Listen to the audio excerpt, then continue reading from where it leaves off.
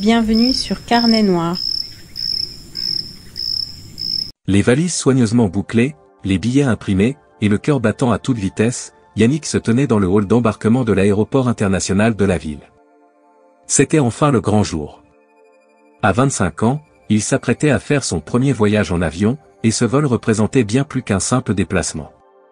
Il marquait le début d'une nouvelle vie. Après des années de galères et de petits boulots sans avenir, il avait décroché une bourse d'études pour une grande université américaine. Tout cela grâce à une personne clé dans sa vie, Nadège. Nadège, une femme d'une quarantaine d'années, séduisante et charismatique, était devenue sa bienfaitrice. Elle l'avait pris sous son aile il y a 2 ans, impressionnée par sa beauté, son charme naturel, et sa jeunesse. Avec le temps, ils avaient développé une relation étroite, oscillant entre amour et arrangement. Nadège, femme d'affaires influente, avait l'habitude d'être entourée d'hommes plus jeunes, et Yannick était devenu son favori. Elle l'avait aidé financièrement, l'avait introduit dans des cercles sociaux prestigieux, et, surtout, elle avait financé son inscription à une prestigieuse université aux États-Unis. Pour Yannick, c'était une opportunité en or, une chance de sortir de la misère et de se construire un avenir. Mais cette relation n'était pas sans complications. Nadège était possessive, jalouse, et très contrôlante. Elle veillait à ce que Yannick lui soit entièrement dévoué. Bien que Yannick profitât de ses largesses, il commençait à se sentir étouffé par cette relation où chaque geste était surveillé, chaque message examiné.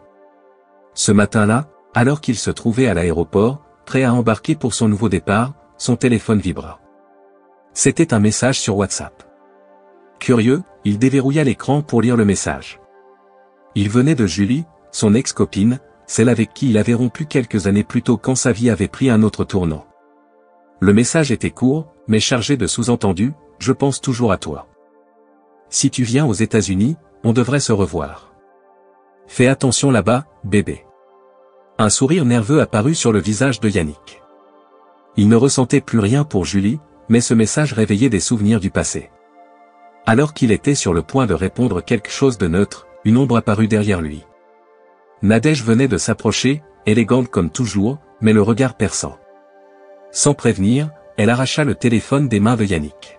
« Qu'est-ce que c'est que ça ?» lança-t-elle, furieuse.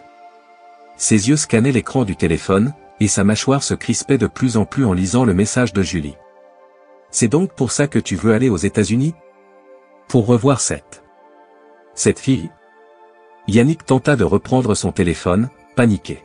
« Non, Nadège, c'est pas du tout ça. Elle m'a juste écrit, mais je ne lui ai même pas répondu. » Mais Nadège, aveuglée par la jalousie, ne voulait rien entendre. Elle était persuadée que Yannick avait prévu de la trahir une fois installée aux États-Unis, de la quitter pour retrouver cet ex qu'elle voyait désormais comme une rivale. « Après tout ce que j'ai fait pour toi. Après tout ce que j'ai sacrifié. Tu penses que tu vas m'utiliser et ensuite partir comme si de rien n'était ?» cria-t-elle, attirant l'attention des passants dans l'aéroport. Yannick essayait de calmer la situation, mais la colère de Nadège montait en flèche. Elle était hors d'elle, et ses paroles devenaient de plus en plus acerbes. « Tu n'iras nulle part, Yannick. Je ne te laisserai pas me trahir de cette façon. » Son ton était glacial, déterminé. Soudain, dans un geste imprévisible, elle saisit le passeport de Yannick qui dépassait de la poche de son sac. Avant même qu'il ne puisse réagir, elle déchira la première page, celle qui contenait toutes les informations essentielles, sa photo, son numéro de passeport, son visa étudiant. Le bruit du papier qui se déchirait résonna dans l'esprit de Yannick comme une bombe. Le choc fut instantané. Yannick resta figé, incapable de croire ce qu'il venait de voir. Son passeport, son billet pour une nouvelle vie, venait d'être détruit sous ses yeux. « Nadège, tu es folle » hurla-t-il, tentant de récupérer les morceaux du document, mais il savait que c'était trop tard. Les passants autour d'eux les regardaient avec curiosité, certains chuchotaient entre eux.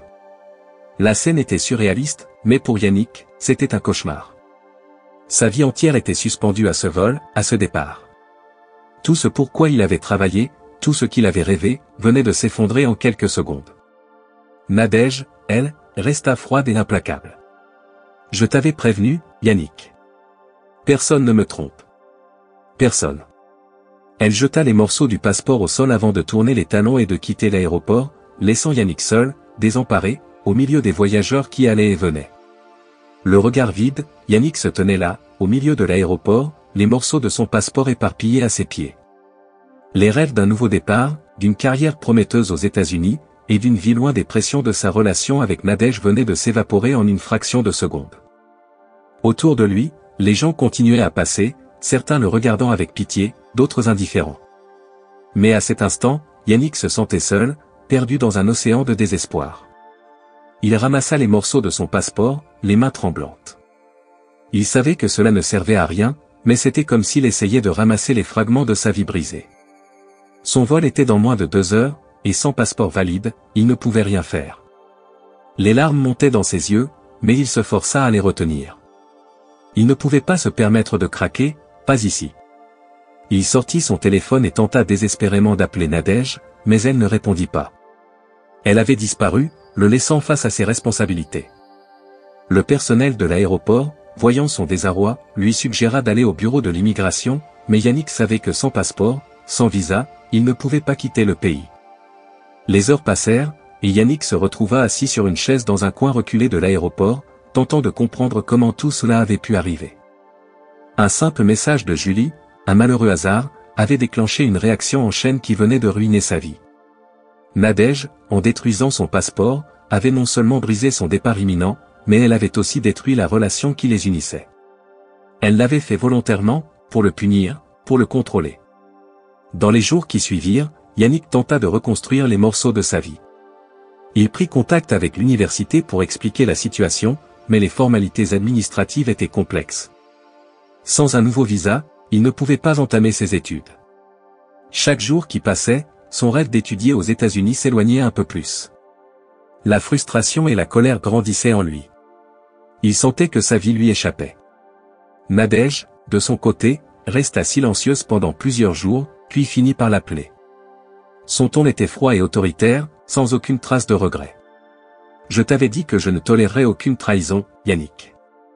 Si tu pensais pouvoir me duper avec cet ex, tu t'es lourdement trompé. » Yannick tenta de s'expliquer une fois de plus, mais Nadège ne voulait rien entendre. « Je t'ai tout donné, Yannick. J'ai payé tes études, je t'ai introduit dans des cercles influents, et c'est ainsi que tu me remercies. » Elle était implacable. Pour elle, il n'y avait pas de pardon possible. Elle le considérait comme un objet qu'elle avait façonné à son image, et la simple idée qu'il puisse la quitter pour une autre la rendait folle de rage. Yannick tenta de se rebeller. « Nadège, je n'ai jamais voulu te trahir. Ce message ne signifie rien pour moi, c'est toi que je veux. Mais tu ne peux pas continuer à contrôler ma vie comme ça. Tu as détruit mon avenir. » « Ton avenir ? Je suis ton avenir, Yannick, rétorqua Nadège. Et tant que tu seras à moi, tu n'iras nulle part. Ne pense même pas à me défier. La conversation se termina sur cette menace à peine voilée. Yannick comprit alors qu'il n'avait aucune chance de convaincre Nadège. Elle avait pris le contrôle de sa vie d'une manière qu'il n'avait jamais anticipée. Son pouvoir sur lui n'était pas seulement financier, elle avait tissé autour de lui une toile de manipulation et de contrôle dont il ne pouvait pas s'échapper. Au fil des semaines, les conséquences de cet incident à l'aéroport se firent sentir. L'université finit par annuler son inscription, faute de visa. Son rêve de devenir étudiant aux États-Unis s'évanouit complètement. Dans la ville, les gens commencèrent à chuchoter sur ce qui s'était passé entre Yannick et Nadège. Certains voyaient en lui un jeune homme ingrat qui avait abusé de la générosité de sa sugar mama, d'autres le plaignaient, conscients du piège dans lequel il était tombé. Mais pour Yannick, tout cela importait peu. Ce qui comptait, c'était qu'il avait tout perdu. Sa relation avec Nadège, bien qu'emprisonnante, avait été la clé de son ascension. Maintenant, sans son soutien, il se retrouvait à la case départ. Ses économies fondaient rapidement, et il ne pouvait plus compter sur la générosité de Nadège pour maintenir son train de vie. La situation atteignit un point de non-retour lorsqu'un jour, en consultant ses messages, Yannick découvrit un autre coup bas de Nadège. Elle avait commencé à diffuser des rumeurs à son sujet, insinuant qu'il avait profité d'elle uniquement pour son argent, qu'il n'avait jamais eu de véritable sentiment pour elle. Les cercles sociaux dans lesquels il évoluait commençaient à se fermer autour de lui. Les invitations se faisaient rares, les regards autrefois admiratifs se transformaient en mépris ou en pitié. Yannick comprit alors que Nadège n'avait pas seulement détruit son départ pour les États-Unis, elle était en train de détruire sa réputation, son existence sociale, et tout ce qu'il avait bâti avec elle. Il était désormais prisonnier d'un jeu de pouvoir où il n'avait plus aucune carte en main. Dévasté, il tenta une dernière fois de la contacter pour discuter, mais elle refusa tout dialogue. « Tu as fait ton choix, Yannick, dit-elle d'une voix froide lors de leur dernier échange. Maintenant, tu paieras le prix de ton ingratitude. » Yannick, acculé, se retrouva face à une vérité cruelle. Nadège, qu'il avait considérée comme une alliée, était devenue son ennemie la plus implacable. Elle était prête à tout pour s'assurer qu'il ne se relève jamais. Les jours se transformèrent en semaines, et les semaines en mois. Yannick sentait le poids de la situation écraser sa vie. Nadège avait étendu son influence dans chaque aspect de son existence, et il était devenu un paria dans les cercles qu'il fréquentait autrefois. Les invitations aux événements mondains s'étaient taries, les contacts qui pouvaient l'aider à avancer lui tournaient désormais le dos, effrayé par la réputation toxique qu'il traînait derrière lui. Nadège, quant à elle, poursuivait sa vendetta de manière méthodique. Elle avait réussi à faire passer Yannick pour un opportuniste, un jeune homme ingrat qui avait profité de sa générosité et de ses sentiments. Mais elle ne s'arrêta pas là. Elle commença à utiliser ses relations dans les milieux professionnels pour saboter les opportunités qui pouvaient encore se présenter à lui. Chaque fois qu'il postulait pour un emploi ou tentait de redresser sa situation, il finissait par recevoir un refus poli, souvent accompagné d'une excuse vague. Yannick comprit vite que Nadège s'était arrangée pour que plus rien ne fonctionne pour lui. Elle avait détruit son avenir académique, mais elle s'assurait maintenant qu'il ne puisse pas non plus avoir de futur professionnel. Le piège qu'elle avait tendu était implacable, et Yannick se sentait de plus en plus acculé. Son moral s'effondrait, tout comme ses finances. Les économies qu'il avait amassées, aussi modestes soient-elles, fondaient rapidement. Bientôt, il ne put plus payer son loyer et fut contraint de quitter son appartement pour retourner vivre chez un ami d'enfance, dans un quartier beaucoup moins prestigieux de la ville. Cette chute sociale fulgurante le laissa désemparé. Yannick, qui avait connu le luxe, les dîners dans les plus beaux restaurants et les voyages, se retrouvait soudainement dans une réalité beaucoup plus austère. Les amis avec qui il partageait autrefois des moments de gloire étaient désormais absents, effacés de son existence. Il ne voulait pas être associé à celui que Nadège avait décidé de ruiner. Un soir, alors qu'il réfléchissait à ce qu'il pouvait faire pour sortir de cette situation, Yannick reçut un message inattendu. C'était Julie, son ex, la même qui avait envoyé ce fameux message sur WhatsApp, celui qui avait déclenché toute cette descente aux enfers. « Et Yannick, ça fait longtemps. Comment vas-tu » disait le message. Yannick laissa le téléphone sur la table, hésitant.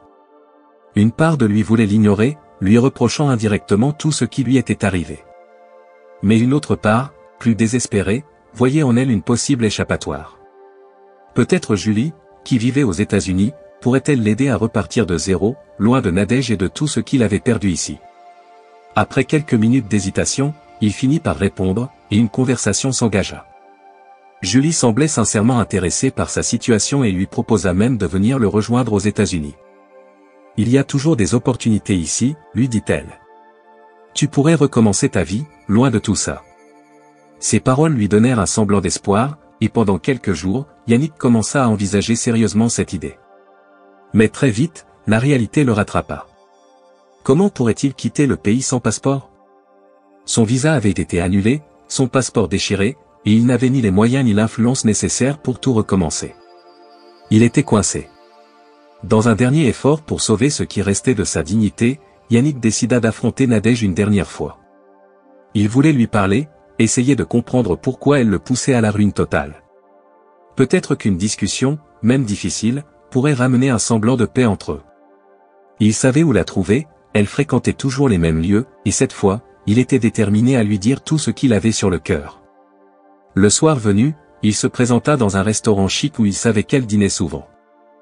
Il la repéra rapidement, assise à une table près de la fenêtre, entourée de quelques amis influents. Leur regard se croisa, et pendant une fraction de seconde, Yannick crut voir une lueur de surprise dans les yeux de Nadège. Mais cette surprise fut vite remplacée par un sourire glacial, un sourire qui en disait long sur la position de pouvoir qu'elle occupait. Yannick s'approcha de la table, ignorant les murmures des autres convives qui le reconnaissaient. « Nadège, on doit parler, » dit-il, tentant de garder son calme. Elle leva les yeux vers lui, son sourire toujours figé sur son visage. « Parler de quoi, Yannick ? Tout a déjà été dit, n'est-ce pas ? Répondit-elle froidement. « Pourquoi tu fais ça ? Demanda-t-il, incapable de masquer l'amertume dans sa voix. « Pourquoi tu as tout détruit? Je n'ai jamais voulu te trahir. Tu le sais. Nadège éclata de rire, un rire qui résonna dans la salle. Oh, Yannick. Pauvre garçon naïf. Tu crois que je fais ça parce que je suis jalouse? Non, c'est bien plus que ça. C'est une question de contrôle. Tu m'as défié, et personne ne me défie sans en payer le prix. Tu aurais dû comprendre cela dès le début. La froideur avec laquelle elle parlait fit frissonner Yannick. Il réalisa à quel point elle le voyait comme un simple pion, quelqu'un qu'elle avait utilisé pour son propre plaisir et qu'elle pouvait détruire sans remords. Elle avait aimé le contrôle qu'elle avait sur lui, et le simple fait qu'il ait essayé de s'échapper de son emprise était une trahison impardonnable à ses yeux. Tu aurais pu avoir tout ce que tu voulais avec moi, Yannick, poursuivit-elle, ses yeux brillant d'une étrange satisfaction. Mais tu as choisi de me défier. Et maintenant, tu dois vivre avec les conséquences. Yannick sentit une vague de désespoir l'envahir. Il savait à ce moment précis qu'il ne pourrait jamais récupérer ce qu'il avait perdu. Nadège avait gagné. Elle l'avait ruiné, non seulement financièrement, mais aussi psychologiquement. Il n'y avait plus de retour en arrière possible. Défait, il quitta le restaurant sans un mot de plus. Ce soir-là, il se rendit compte que sa vie telle qu'il l'avait connue était terminée. Nadège l'avait broyé, et tout ce qui restait de lui n'était plus que l'ombre de l'homme ambitieux qu'il avait été. Il n'avait plus rien, ni avenir, ni espoir de se reconstruire. Dans les semaines qui suivirent, Yannick plongea dans une profonde dépression. Il évitait les rares amis qui lui restaient, se refermant sur lui-même. Il avait l'impression d'être piégé dans une spirale de malchance et de désespoir, et malgré les tentatives de Julie pour le soutenir à distance, il savait que sa vie ne serait plus jamais la même. Au final, Nadège avait non seulement brisé ses rêves d'études et de réussite, mais elle avait aussi détruit son esprit, laissant Yannick errer dans les ruines de sa vie autrefois prometteuse.